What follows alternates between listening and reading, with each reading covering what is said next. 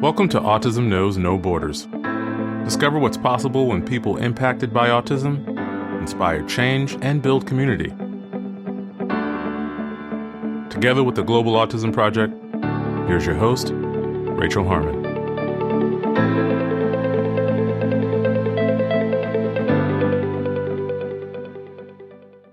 Hello, everyone. Our guest today is Dawn Barclay. Dawn has dedicated over 30 years to working in different areas of the travel industry.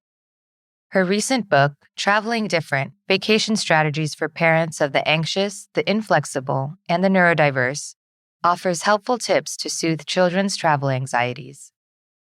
Dawn also writes fiction as DM Bar and holds leadership roles in several writer organizations. In today's conversation, we discuss why Dawn thinks everyone should travel, common struggles families face when traveling, practical tips to create a sense of routine, minimize sensory overload, and make a trip enjoyable for the whole family, advice for traveling by plane, cruise ship, or car, uncommon vacation ideas that might be suitable for families with autistic loved ones, the importance of building itineraries that include special interests, lessons Dawn learned from traveling with her own children, the difference between a Certified Autism Center and an Autism Friendly establishment, and how to introduce the idea of traveling and prepare children for a trip ahead of time. In this episode, discover what's possible when travel is made accessible. To learn more about Dawn Barclay, please visit our show notes at autismknowsnoborders.com. We appreciate your time. If you enjoy this podcast and you'd like to support our mission, please take just a few seconds to share it with one person who you think will find value in it too. You can also follow us on Instagram at Autism Podcast, subscribe to our YouTube channel, Global Autism Project, and join our online community on Mighty Networks at community.globalautismproject.org. And now, I present you Dawn Barclay. Hi, Dawn. Welcome to Autism Knows No Borders. Thanks for joining us today. Thanks so much for having me. I really appreciate it. So let's start with a brief introduction. Yeah, so I have been a travel writer and travel reporter for close to 35 years. And I also grew up in the travel industry. My parents owned a couple of travel companies that I worked for. So I have written for 4 major travel trades prior to writing this book. Most recently, Insider Travel Report, where I run a column on family travel as well as special needs travel. And I also write fiction under DM Bar. All right. And do you have a personal connection to autism? I don't really talk about my kids because they're adults and I feel it would be an invasion of their privacy. But I will say that when I needed a book like this in the early 2000s, it didn't exist. So I wrote it. Got it. Okay. So yeah, what actually inspired you to sit down and write it yourself?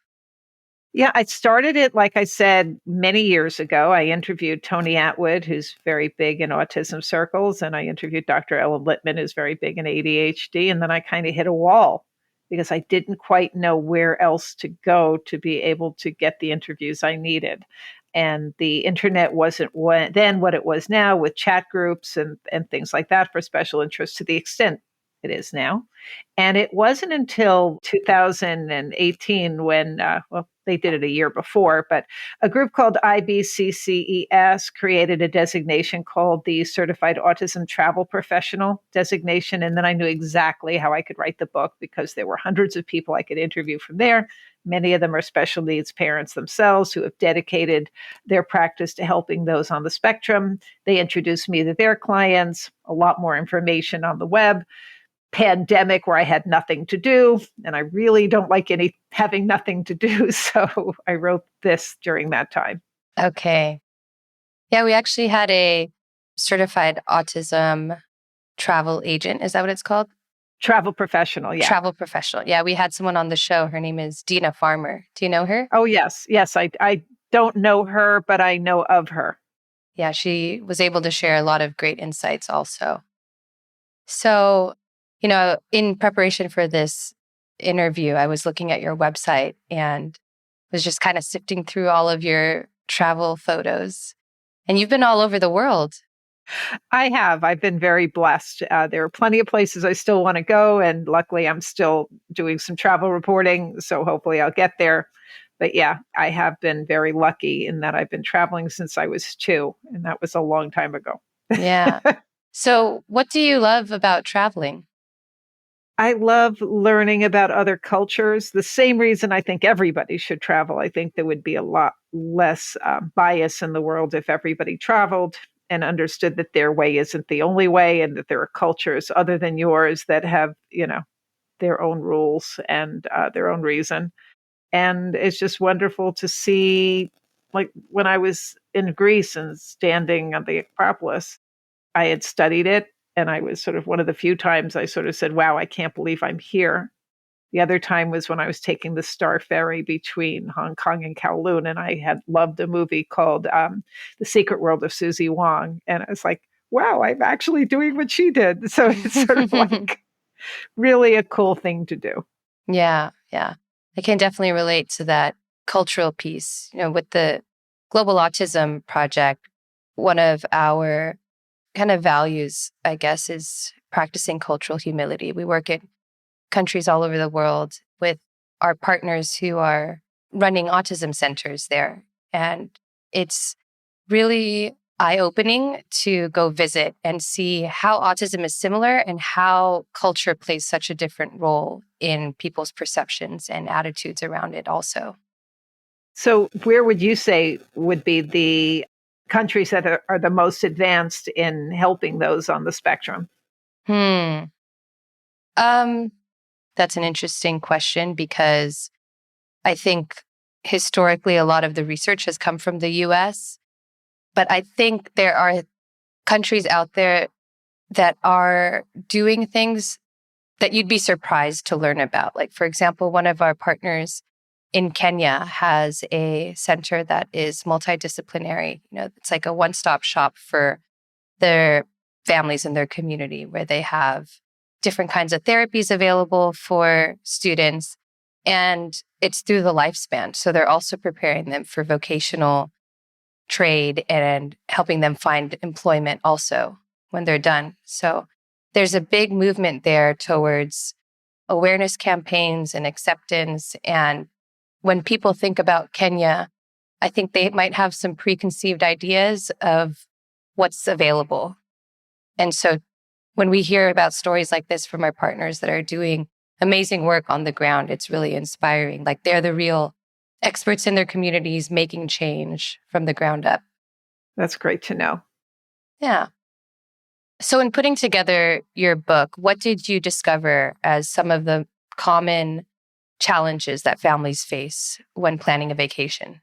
Yeah, that's such a great question. The number one thing I found was that most people on the spectrum are not willing to travel. There was a survey taken by IBCCES back in 2018 of 1,000 special needs families that revealed that 87% of the families were unwilling to travel. Of those, 93% said they would if they knew where to go and what to do, and if they found that there were people with empathy that knew how to work with them. Now, that survey was updated in 2022, and I'm happy to report that 87% number went down to 78%. The 93% number went up to 94. So there is more of a willingness, even though more than 3/4 still won't travel. I did go back to IBCCES and ask them what they thought was the reason behind that change. And they said there are organizations such as theirs doing such a great job of credentialing and making people aware of destinations and venues that will work with those on the spectrum and are educated to help them. So that's a wonderful thing. The number one thing I found in my own research is that the people were scared to travel because they just didn't want to be judged. If their child had a sensory meltdown, they were scared that people would think that they were bad parents and their child was a brat, and they just didn't want to deal with that. And it was just such an overwhelming experience to have to think of all the things that were involved. And that's why I sort of hope my book is a checklist to help them sort of navigate through what has to be done. Mm-hmm. Yeah, that kind of shame, I guess, that parents might feel isn't only when traveling, right? It's just maybe for some families, whenever they go out into the community, into a grocery store or a public space where there's opportunity for them to be judged. And sometimes I guess there could be many reasons behind that. Like maybe they're not prepared to handle the meltdown and they don't know how to help their kid, or maybe they're just so concerned with what people will think of them. So what do you say to those families? Well, I was sort of raised to not care what people think. At least that was the mantra in my household. And I really wish that people would sort of grasp onto that. It doesn't matter what other people think. It only matters what you think. And the number one thing you should be concerned about is your child. Who cares what other people think? There are two different types of people in this world, people who know you and people who don't. The people who know you are going to work with you and have empathy for what you're going through. And the people who don't, you're never going to see again. So who cares what they think? Yeah. Do you think there's something that maybe parents can say in the moment to make it a teaching opportunity for people around them? I think that there were people that I spoke to that do make an effort to explain to other people around them what's going on. Maybe they have little cards that are pre-printed that explain what their child is going through, or they just sort of give a smile, like, hey, I'm going through this, please bear with me. I apologize. And I realize this might be an inconvenience having to hear my child cry. But I think the number one thing they have to do is take their child aside to a quiet place and work with the child and remember that that's your number one priority. Yeah, definitely. It's great to hear that organizations like IBCCES Yes. are providing training to different professionals or different community members even in how to handle these situations when they come up in public. Yeah, they're not the only ones doing the training. IBCCES, by the way, stands for the International Board of Credentialing and Continuing Education Standards. But there's Culture City and Sensory City and Champion Autism Network, and even Autism Speaks getting into the act, although they don't have any place travel related that's certified yet. But IBCCES trains professionals in working with the community as well as the venues and as well as the travel professionals. Yeah, that's great. And I just read that there is a new designation as far as there's Autism Certified City. Is that right? And I actually wrote something about that. There's two different designations, and I'd have to go back and look at it because Mesa, Arizona is the first autism city, but now there are Visalia, California, and I believe Jacksonville is the first in Florida, and it's a different designation where one goes beyond tourism, I believe. The Visalia, California example is the Certified Autism Destination. And the Mesa, Arizona is the Autism Certified City. Yeah. And I guess, according to the article you wrote here, the difference is that the Autism Certified City is community-wide and it benefits residents. And that's where they train people in public safety and healthcare. Whereas the other one is more towards tourism. Yeah. So hospitality and making sure, I guess, that families are comfortable and they have the accommodations that they need. Yeah. Getting that answer is what delayed my article because the people that I was interviewing were sick. So it's like everybody else's article came out before mine, but I thought that was a really important designation. Yes. Differentiation to explain. Yes, definitely. Okay. So let's get into some hands-on practical tips. Let's say there's a family who has a child with sensitivities to loud noises and bright lights. Maybe they don't like crowds, but they need to move a lot to expel some energy. What are some vacation ideas that you might suggest to this family? Well, first of all, always travel with your noise-canceling headphones and with your dark glasses. Your sunglasses, because that's really important. And if you're going to bring your noise canceling headphones, bring electronics filled with your child's favorite movies and TV shows as a distraction. So that's always a good idea too. But there are definitely places, if you're going to consider family members who are neurotypical as well as neurodiverse, there are definitely vacations where everybody can be satisfied. One is a cruise, with the major cruise lines have been trained. Royal Caribbean was a leader in this, but the other ones have followed suit, and they have trained people in the kids clubs to be able to work with both. And they do have a level of training throughout the ship. What I like about cruises is that you don't have to unpack all the time and change. Your child can kind of get used to one room Mm. as opposed to keep changing, because we want to keep things as predictable as possible. So they're going to be able to preview that room or that cabin before they get on the ship. You can, thanks to technology, preview all the aspects of the ship before you get on. So that's going to create some predictability. There's the schedule, and you can read that schedule ahead of time if you do your research online, so that you can create a routine. The child who is neurotypical can do other things or go to the kids club as well.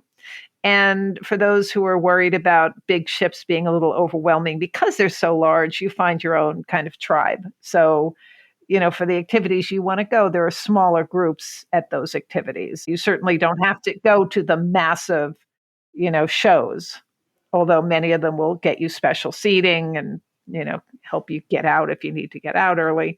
It's a matter of communication and making sure people know your situation. And there is a company called Autism on the Seas who books group cruises. So if you want to travel with others who have children on the spectrum, trade ideas and tips and commiserate with each other, that's available to you too. The same thing with resorts like beaches, Turks and Caicos and beaches in Jamaica.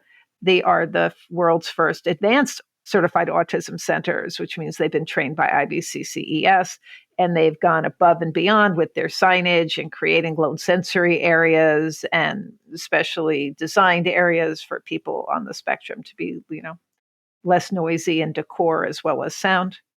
So those are good ideas too, if you're just looking for, what destinations to go to. But the purpose of my book was really to have strategies that can help turn any location into a place that would be suitable. Ah, okay. Got it. So what are some accommodations that parents should be asking for that might not be so obvious? Well, the first thing I would do is I would test drive the idea of staying in a bedroom other than your own or your child's own if they've never slept away from home before. So either go to a local cheap hotel for the night or stay at a friend's house or a relative's house who's kind and understanding. And you're immediately going to see the triggers that arise, whether your child needs the sheets and blankets from home with the familiar smell and texture of home. Hmm. Key there is not to wash them before you go, because you do want that smell. Same thing with the toiletries that they're used to from home. Do they need a fan in the room to block out sound from the hallway? Do they need a night light? You're going to find what's going to create a trigger right away. What I feel comfortable with is vacation rentals are a great idea, as are hotel rooms with kitchens. So if you get residential hotels like residence inns, or any hotel with a kitchen or kitchenette, because that makes life a lot easier if you can prepare food or store food that you might need if the child has issues with restaurant dining. I would also look for a hotel with a pool if your child needs to have a way to, work off energy and the sensory benefits of being in a pool. Of course, your child, that might not be your child. Look for hotels that would offer you a virtual check-in with your phone if you don't want to deal with the hassles of check-in. One person can go with the child to the room, the other one can check in, or you can do the whole thing virtually on your phone. That's often helpful. Yeah. I do list how to deal with houseboats, because that's another way to sort of have a vacation rental on the water. If you Yeah. want something a little different. And the beautiful part of a vacation rental or a houseboat is this room if you want to bring a family member or a caretaker, so you can have a little bit of time on your own. Right. Yeah. And what tips can you offer parents who want to take a plane versus, a road trip? Yeah. So the beautiful part of road trips, lots of space to bring whatever you need, not so much on a plane, and that can get expensive, but you can always ship whatever you need as well. I have a whole chapter, and it's one of the longest chapters in the book, dedicated to airline travel. So I can only scan the surface, but what I would say is look for your local ARC. The ARC puts together programs called Wings for Autism that let you sample, dress rehearse the airport from arrival to boarding. And that's really key because that can be really chaotic, especially when you're going through security. You can also find out if your local airport offers TSA Cares, which is a program that in the best circumstances will give you someone to shadow you and get you through security and different aspects of the airport. It varies per location.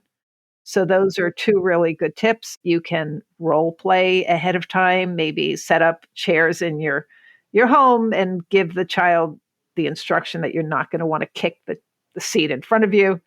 You maybe want to bring a remote control with you so that you can have the child press that instead of the attendant button.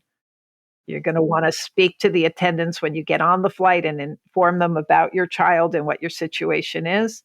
And of course, if you're booking through a certified autism travel professional, which I always recommend, they will advise every person involved in that trip, whether it's the airline, the hotel, the vacation rental, whatever, about your situation and send messages ahead of time, as well as be able to show you where you should stay. Yeah, that's very useful to just have someone on your side kind of handling all those logistics. Yeah, Yeah, use the book as much as you can, but if you want somebody to take that off your shoulders, there are great people out there. right. I like that idea of setting up chairs at home to kind of simulate an airplane. There's definitely strategies to get the child ready for travel, whether it's the videos that I mentioned in advance, previewing every aspect, creating visual schedules, creating social stories for different aspects of the trip, and these mini experiences that can go beyond the hotel to be, putting a tent out in the backyard before a big camping trip, or before you take a cruise, maybe take a ferry ride, Mm-hmm. or, everything can be done in small bites. Right. Yes. And what would you say are some uncommon vacation ideas that might actually be suitable for families with autistic loved ones? What I love and what surprised me are sports vacations. So there is adaptive skiing, surfing, scuba, and golf. And so these are things that everybody in the family can enjoy, even going to a dude ranch and having horseback riding. They may not necessarily be set up for, quote, people on the spectrum, but a lot of the adaptive programs are. And so if a whole family decided to go skiing, there'd be a program for the child who is neurodiverse. There'd be programs for kids who are neurotypical. There would be my idea of the vacation would be getting dressed up and sitting by the fire in the lodge. But I mean, there's something for everyone. Mm-hmm. And I think that lets everybody explore, and for the child on the spectrum, you don't have to worry about it being a team sport and the social aspects that are involved in that. It's just sort of improving your own game or your own performance. Mm-hmm. I also strongly recommend building a trip around a child's pacing. So you're not doing everything all at once. You maybe go to one place instead of 6, and then spend the afternoon by the pool or in front of the TV to create, some decompression time for your child. And also building the trip around the child's special interests. If they're in love with dinosaurs, why aren't you going to a place where they can go to a dinosaur museum or see fossils? Or, why not make it a really memorable trip for everybody? And I think if you're dedicating the trip to revolve around a child's special interests, they're going to be able to deal perhaps better with the more mundane aspects of the trip because they have something to look forward to. Right. That can help in the whole preparation part leading up to the trip. Yes. Yeah. So you kind of touched on this already, but do you have any other tips for families with children who really thrive in structured, routine environments? Like, how can they build in some of that, even on a trip that is bouncing from one place to another?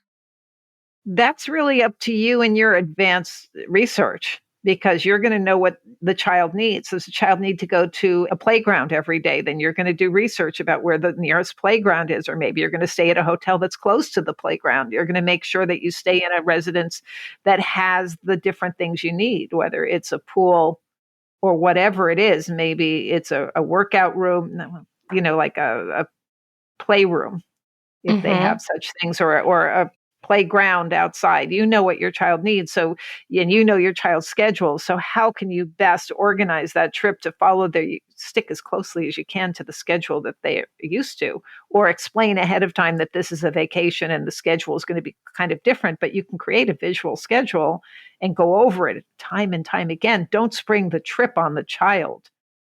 Start your preparation as far in advance as you can so the child is aware of what's going on. Mm-hmm. Yeah. Are you able to share any stories of when you traveled and had some success?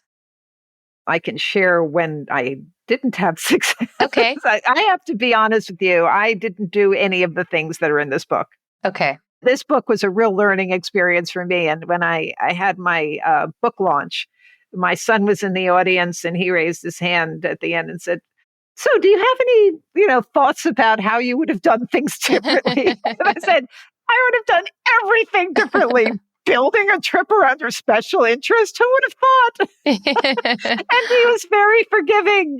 He's like, "No, I get it, but I didn't know." So Right. I'm so glad that I'm able to help other families think about these things because, I did the best I could. We always stayed where we had pools. I was a big proponent of kids clubs because it gave me some time off and it hopefully gave the kids some time they enjoyed. I found out after a particularly trying trip that my daughter didn't like kids clubs. And after that, we would keep my daughter with us wherever we went. Mm.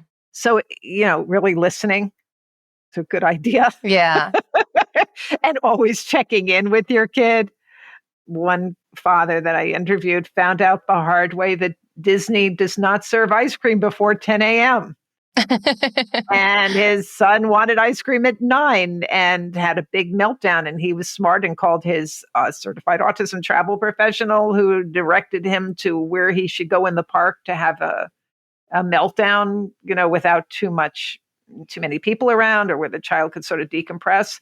Yeah. And they know now. Same father also learned the hard way that you can't push too many activities into one day because his son fell asleep in his soup at lunch.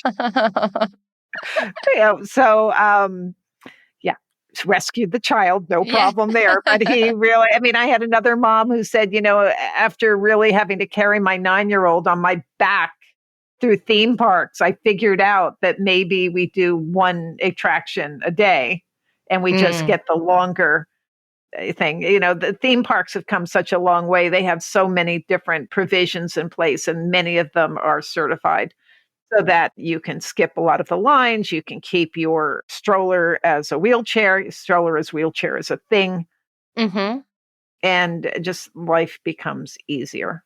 There are also good signage to tell you, for example, at SeaWorld, where the bad smells are, so you can make an informed decision about whether it's going to be worth tolerating the smell of the fish before you go and drag your child to feed the seals.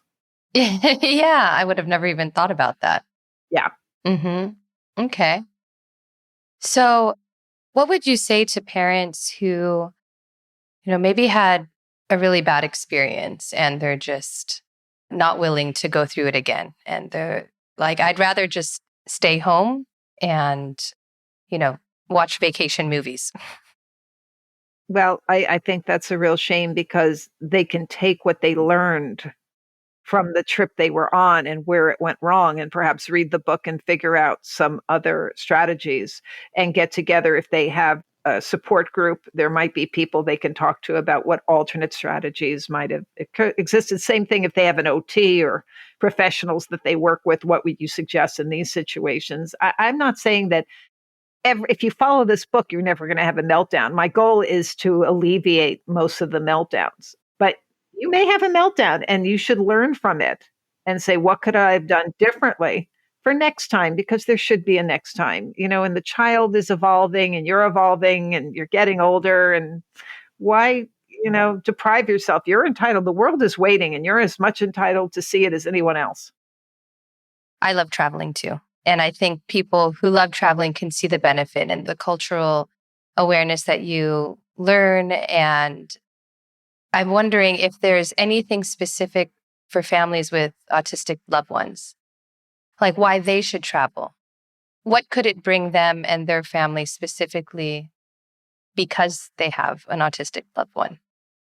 I think they may find, and again, it's going to depend on the child, that it's a growing experience and the child is capable of a lot more than you gave them credit for. But you're not going to know if you don't try.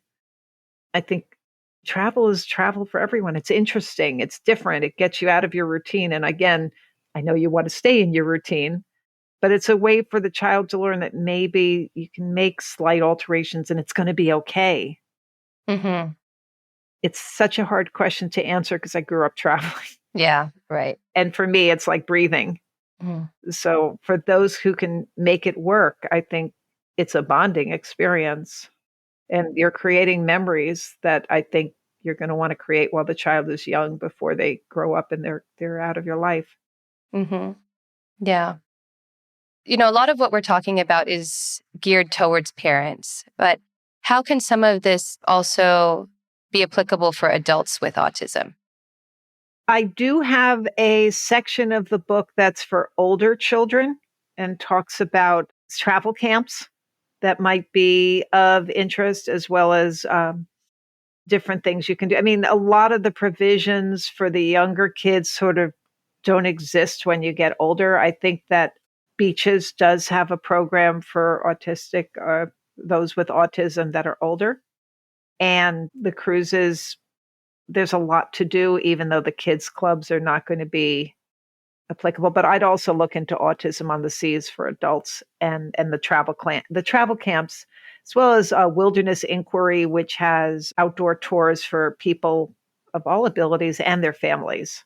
So the travel camps tend to be just for the older children, teens and older, but Wilderness Ability, you can go with your family or friends. Okay, great. So your book is titled Traveling Different: Vacation Strategies for Parents of the Anxious, the Inflexible, and the Neurodiverse. And you released this last summer, right? August of 2022. Great. And where can people get a hold of it? Well, the publisher is Rowman and Littlefield, so they do have it on their website. You can, of course, get it at Barnes and Noble. You can get it at Amazon. You can get it from any independent bookstore. It'll be on their website as opposed to on their shelves, and they can order it for you. And I do ask kindly that you ask your library to stock it, because that way, if people can't afford it, they're able to read it and access it. The book is available in both hardcover and audiobook, and I'm hoping for a paperback version, but if it comes out, it won't be before next summer. Okay. I also want to just say that the blog that you quoted from, travelingdifferent.com, updates and supplements the book and also includes other information that might be of interest, as well as how to order the book. Okay, great. So we'll put links to both of those in our show notes so people can get it. I think it's really important, if you purchase my book, to know that when I talk about destinations and venues and hotels and everything else, I either list them as CAC, which means Certified Autism Center, or AF, which means Autism Friendly. CAC means that they've been trained by IBCCES, so there's a standard of training that you can trust. AF can mean anything, because they may have been trained by some of the other groups that I spoke about, or they just may decide, oh, we're autism friendly, but it means different things to different people.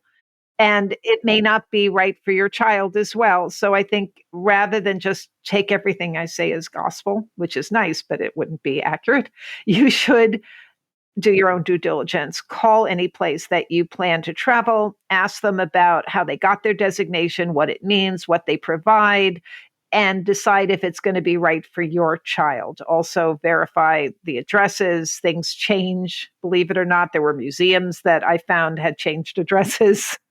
I corrected them. It's one of the reasons I run the blog, is to update those things. And just make sure it's right for you, and make sure that what they offered is offered when you're going to be there. Because if a museum is offering a low sensory afternoon, but it's only one Saturday a month, it's not going to do you much good if that's not the Saturday you're in town. So that's really an important thing to remember. Yes. Okay. All right. Well, I'd like to close with one last question. So what advice would you give to parents who are in that early stage, they're on the fence, they have that hesitancy. What is something that can help with that mindset shift in knowing that they can actually do this? Well, I think just introduce slowly the concept of travel to the child and see how they react on a local, inexpensive level. So read the child picture books with their favorite characters in travel situations, Hmm. or go to a local museum or a local, like a kids museum or not. It could be their special interest, or a local aquarium, a local zoo, even a flea market can be a place that you create a scavenger hunt and call it a tour. Because if they have a good experience, then that can translate to a good positive memory for when you go on a real tour. Also, go to ethnic bakeries or restaurants from different cultures and have the child eat before you go. So if they get hungry, that they won't get too hungry, but they may sample some of the food. There's a whole chapter in restaurant dining, Okay. which I think is important. I mean, there's a whole chapter on camping. So Mhm. it's not only expensive vacations. So I would just say start small and introduce it slowly. Okay, that's great advice. All right, Dawn. Well, thank you so much for sharing your tips with us. And we will, like I said, put everything in our show notes so everyone has access to your book. Thank you so much. Thanks for tuning in to Autism Knows No Borders. As cliche as it sounds, travel really can offer opportunities for personal growth, as well as open your mind to new perspectives about the world around you. Speaking of travel, we're now accepting applications for our SkillCorps volunteer program in July. If you're a self-advocate wanting to share your life experiences, a professional working in the field of autism services, or a family member looking to connect with a global community, our SkillCorps program is an opportunity you don't want to miss. Work alongside our global autism partners to help ensure that all autistic individuals around the world have access to quality education and services. To learn more about our SkillCorps program, check out episodes 100 and 132, featuring SkillCorps volunteers that have been to our partner sites in Saudi Arabia and India. Listen to them talk about their transformative experiences and see what SkillCorps can offer you. Begin your journey today at skillcorps.globalautismproject.org. As a listener of our show, take advantage of the coupon code AutismPodcast, that's no space in all caps, to waive the application fee. Thanks for listening. Take care. Tune in each week for engaging conversations of how people across the globe are inspiring change and building community. You've been listening to Autism Knows No Borders, brought to you by the Global Autism Project. You can find Rachel's notes for this episode and learn more about today's guests at autismknowsnoborders.com. If you enjoyed this episode, please kindly rate the show and leave a review. By doing so, you'll be helping us increase awareness and acceptance of autism around the world.